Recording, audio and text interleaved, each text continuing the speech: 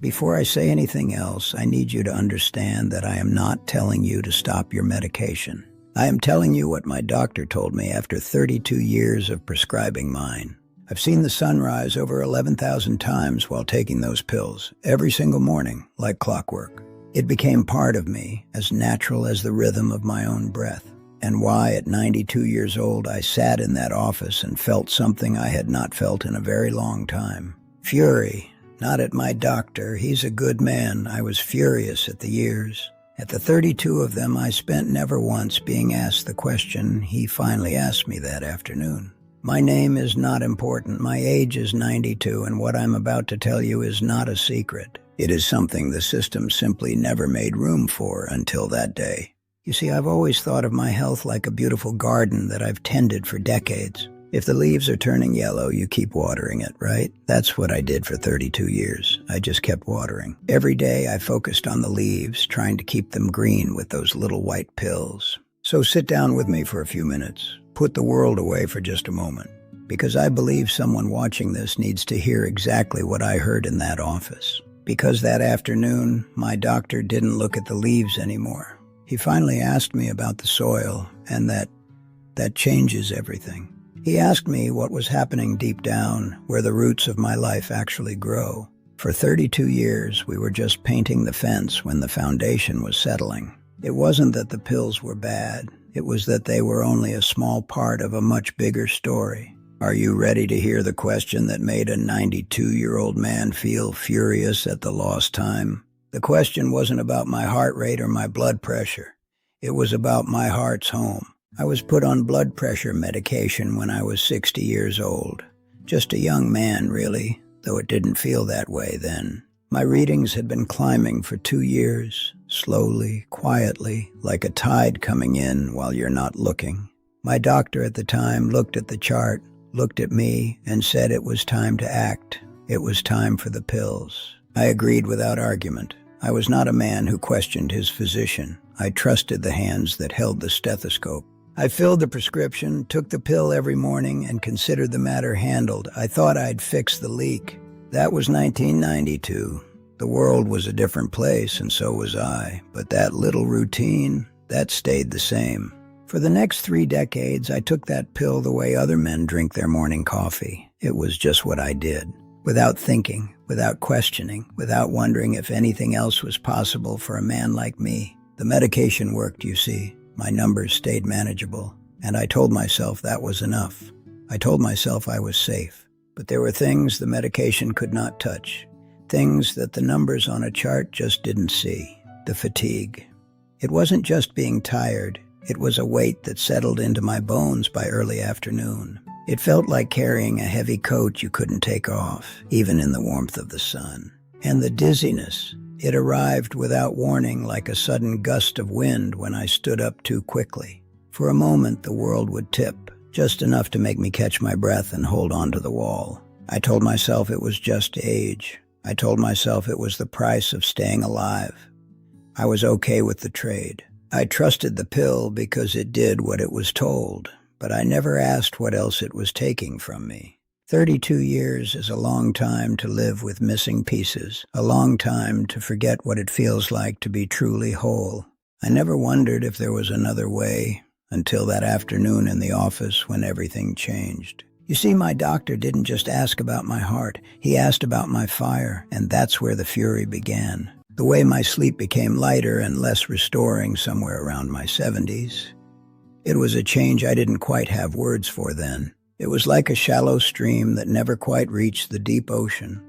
I mentioned these things at appointments over the years. Just small mentions, a word here, a nod there, but the answer was always the same. I was told they were part of aging, a natural slowing down of the spirit, and perhaps some of them were. But I accepted that answer the way men of my generation accept most things, without a fuss, quietly, and without pushing further. We trusted that the road we were on was the only road there was. Then my longtime doctor retired. The man who had seen me through 3 decades decided it was time for his own rest. And a younger man took over my care. I will be honest, I was not enthusiastic about the change. I had built a relationship with my previous doctor over many years. I did not want to start over with a stranger. I didn't want to explain my heart's history all over again. I thought we already had the answers. But that new doctor, he didn't just look at my numbers. He didn't just see the 120/80. He looked at my file, then he looked at me. Truly looked at me, as if seeing me for the first time. And he said, "Have you ever been told what else might be supporting your blood pressure alongside this medication?" I told him no one had ever asked me that. For 32 years, that question had never even been a whisper. He was quiet for a moment, a long, thoughtful moment that felt like an eternity. Then he leaned in, his voice very gentle, and he said, "Let's fix that today." It was the start of a journey I never expected to take at 92, a journey back to myself. He opened a door that had been shut for 3 decades, a door I didn't even know existed. And what followed was the longest appointment I had experienced in 30 years of managing this condition. He did not rush me out. He didn't look at his watch or tap his pen on the desk. He did not hand me a pamphlet and shake my hand. He didn't treat me like a number on a checklist. He sat across from me and he talked to me the way a man talks to another man when he has something real to say. He told me that blood pressure medication does what it is designed to do and does it well, but that it works inside a body, and the body itself has significant influence over what the medication has to carry. The pill is the builder, he said, but the body is the foundation, and if the foundation is weak, the builder's work is twice as hard. He said many patients on long-term medication have never been walked through the factors that support or undermine what the pill is achieving. Not because doctors want to withhold that information, but because the system, it just never made the room. A standard appointment rarely leaves enough time to have that full conversation. We're all just racing against the clock. But he said he wanted to have it with me now, even if it was 32 years overdue. That is when the fury arrived. It wasn't a sudden storm. It was a deep, quiet heat. I wasn't angry at him. I was grateful for him. I was furious at the decades of silence, at the 32 years of appointments where no one had made that time, where no one had seen the man behind the chart. At the 60-year-old version of me sitting in an office nodding along and never once being handed the fuller picture. I thought I was doing everything right. I thought the pill was the whole story.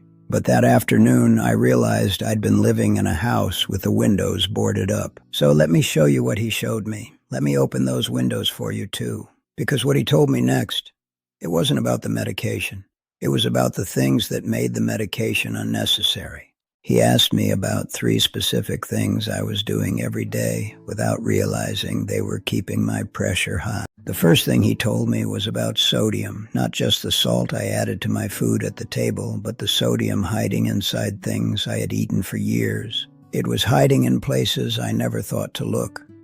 In the processed foods, the canned goods, even certain breads and the meals I enjoyed at restaurants. I had eaten them without suspicion for 3 decades, never realizing they were working against the very pills I was taking every morning. Research consistently shows that reducing sodium can meaningfully support healthy blood pressure in many people, particularly as we age. It's like taking a heavy pack off your back before you start a long walk. It just makes everything a little easier for your heart. He said some of his older patients had seen their readings shift noticeably within just a few weeks of reducing sodium alone. Just a few weeks, imagine that. 30 years of routine, and the answer was waiting right there on my plate. He was not telling me to eliminate salt from my life entirely. He wasn't trying to take away the joy of a good meal. He was telling me to become aware of how much I was carrying without knowing it. And then he raised the second thing, potassium. He called it the helper. He said most people focus on what to remove from their diet without considering what the body is missing. We spend so much time pulling weeds that we forget to feed the soil. And my soil was very, very hungry. Potassium helps the body manage its fluid balance. It's like a conductor for a beautiful orchestra, keeping everything in rhythm. It supports the blood vessels in doing their work more efficiently. It gives them the strength they need to stay flexible and strong. Foods like bananas, sweet potatoes, they are the simple treasures our bodies crave consistently. Leafy greens and avocado. Research points to these sources time and time again as the foundation of a healthy heart. He asked me how often I ate those foods, and I had to be honest with him. Not nearly enough. I was so busy taking the pill to fix the symptoms that I had forgotten to give my body the tools it needed to heal itself. So we made a plan that wasn't about a pharmacy, but about a grocery store, a plan for a new life. I told him honestly that my diet had narrowed significantly as I got older. Cooking for one is a different kind of effort, you see. It's easy to lose the inspiration when there's no one else at the table to share the meal with. So the meals get simpler, the world gets a little smaller, and we don't even realize what we're losing. He nodded. He told me he saw that narrowing in nearly every patient my age. But then he moved to the third thing: sleep. He told me that disrupted sleep raises something called cortisol, a stress hormone that works against your heart. It often begins before you even get out of bed in the morning, pushing your numbers up while you're still dreaming. He asked me how I was sleeping, and for the first time in years, I told a doctor the truth. Not well at all. He said my sleep was not separate from my blood pressure. It was all part of the same story, the same garden. The fourth thing was movement, but he didn't ask me to run or lift heavy weights. He just asked me how much I walked.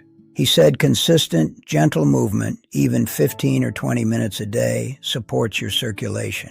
It helps the cardiovascular system maintain its own beautiful rhythm more effectively. It keeps the fire burning. He said the body, at any age, responds to being used with intention. It wants to be part of the world.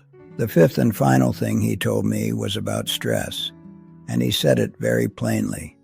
It's a silent thief. Chronic, unrelieved stress is one of the most underestimated contributors to high pressure in older adults. He asked me, "What are you carrying?" I thought about that for much longer than he expected. Then he said that addressing these factors consistently can make someone eligible to discuss dosage adjustments. He wasn't promising anything. He was telling me what becomes possible when the body is given more to work with. He told me, "Ask your doctor that question. Whatever doctor you are with, please just ask it."